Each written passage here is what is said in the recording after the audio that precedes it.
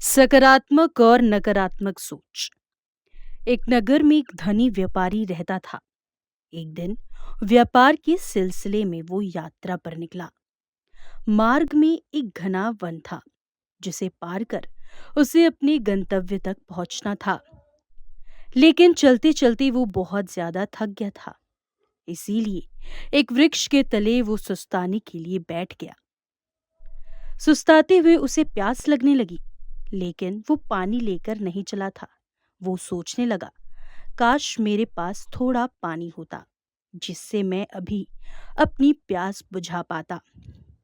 उसके ये सोचते ही एक चमत्कार हुआ और उसके समक्ष पानी से भरा एक घड़ा प्रकट हो गया। पानी से अपनी प्यास बुझाकर वो तृप्त हो गया। कुछ देर बाद उसे भूख लगने लगी, लेकिन उसके पास भोजन भी नहीं था। वो खुद से बोला, कितना अच्छा होता यदि एक थाल में स्वादिष्ट भोजन मुझे मिल जाता, मेरी भूख मिट जाती। उसके ये बोलते साथ ही चमत्कार दोबारा हुआ और विभिन्न व्यंजनों से सजी एक थाल उसके सामने प्रकट हो गई। उसने पेट भरकर भोजन किया, जिसके बाद उसे नींद आने लगी। वो मन ही मन बुदबुदाया, मैं इस पथरीली जमीन पर कैसे सोऊंगा, काश यहाँ एक नरम बिस्तर होता।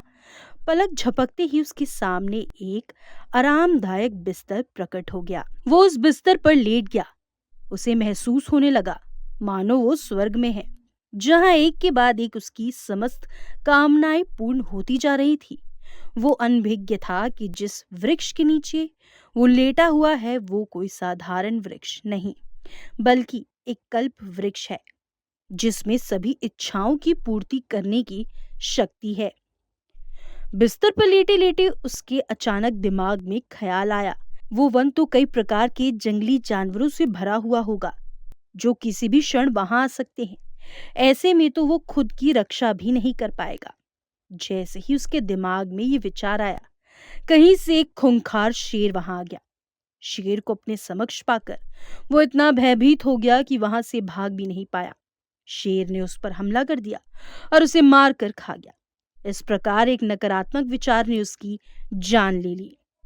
इसीलिए कहा जाता है कि मनुष्य अपने विचारों से गतिमान होता है। सकारात्मक विचार हमेशा सकारात्मक परिणाम की ओर ले जाते हैं। इसीलिए हमें हमेशा अच्छी सोच रखनी चाहिए। जीवन में सफलता प्राप्ति के लिए सदा सकारात्मक सोच के साथ आगे बढ़ना चाहिए।